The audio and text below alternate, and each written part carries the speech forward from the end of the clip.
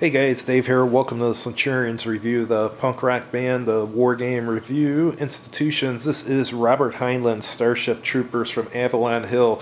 I would call this probably one of the 5 best war games ever made. I used to play this like crazy when I was younger. I haven't played it in years. I picked up a new copy of it, an unpunched copy, because I missed the game. I've forgotten most of the rules, so I just started reading the rule book again. I was about to play it, so I was like, I better do a unboxing video of it before I start punching out all the counters and trying to relearn the game. But Man vs. Monster Interstellar Warfare in the 22nd Century.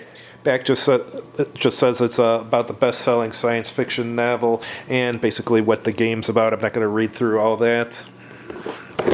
But let's take a look inside.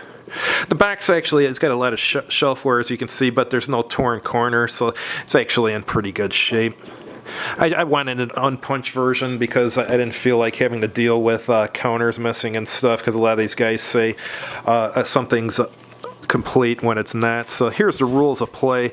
What's interesting about the rules for this is it teaches you the game one scenario at a time. So each scenario will present a number of rules, and you play the scenario and then you move on to the next scenario, which has further rules. So as you play the game more, you learn more of the rules, and after you've played all the scenarios, you're familiar with all the rules. I really like that system of learning rules. I think from GMT Games had the Doolittle Raid. That was the same thing. You learned it by the new rules every scenario. Great way to learn a game, and it's so much fun too.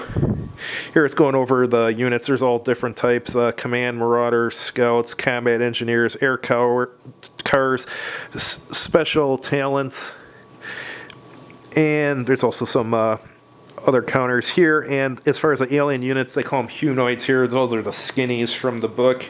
And you also have bug units too. There's some right there: warriors, workers, and bug heavy weapons.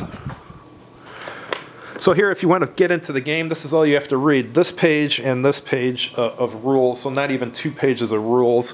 And in the back here,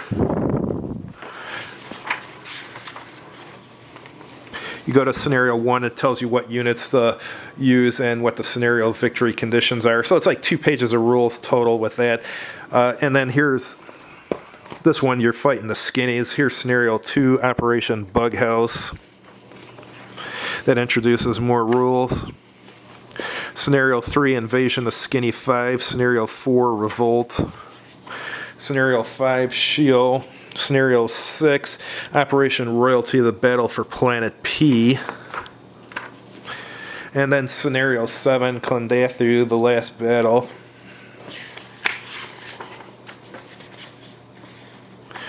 And that's basically it. And here's some scenario addenda at the end. There's also a issue of Avalon Hill General. I did a video on it that was had a ton of stuff on Starship Troopers, solitaire rules, extra scenarios and stuff. I'll show that at the end of this video.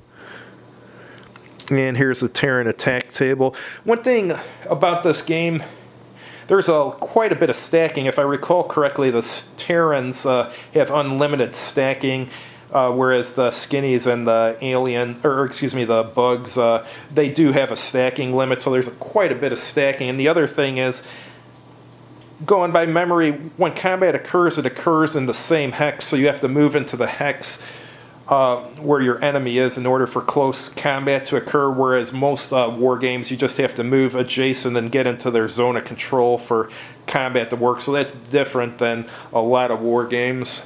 All right, here's a terrain effects chart. As you can see, some of the it has effects for the humans and for the aliens, and the same with the effects on that's effect on combat, and has a different effect on combat, the terrain for humans and for aliens. Here's your alien attack table. SW&E loss chart, I forget what that is. I got to read the rules again. Mobile infantry carrying capacities. And here's the famous pad. This is where a bug player or arachnid player, or whatever you call them, can put down where his tunnels are and stuff. And on the other side of each sheet, it has a Terran control sheet so you can keep track of your units and stuff. And here's the time record here where you keep track of time.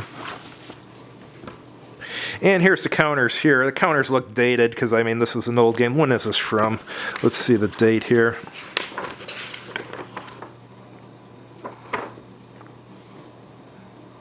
(1976). So I was 3 years old when this game came out.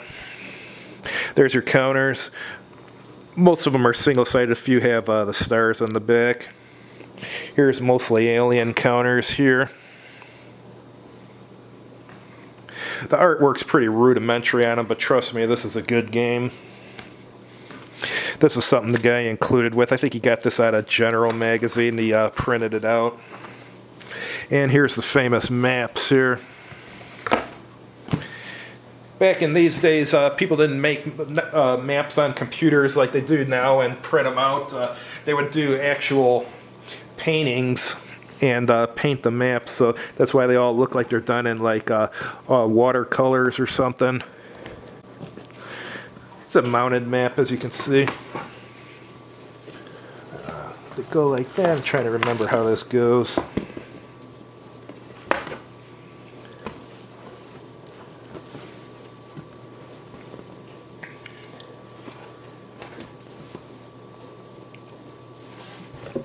I think it goes this way. Yeah, it's not a geomorphic map. It only goes one way. This is the way it goes, I believe. Yeah, so it doesn't look as good as today's maps, but it's functional. And for 1976, this was about as good as it gets for a map. Here's the issue of Avalon Hill General Magazine, Volume 1, Number 6. It has all these Starship Trooper articles. If you get this game, definitely get a hold of this copy of General, so you can play the game solo or play the new scenarios and so forth. Thanks for watching, and have a good evening.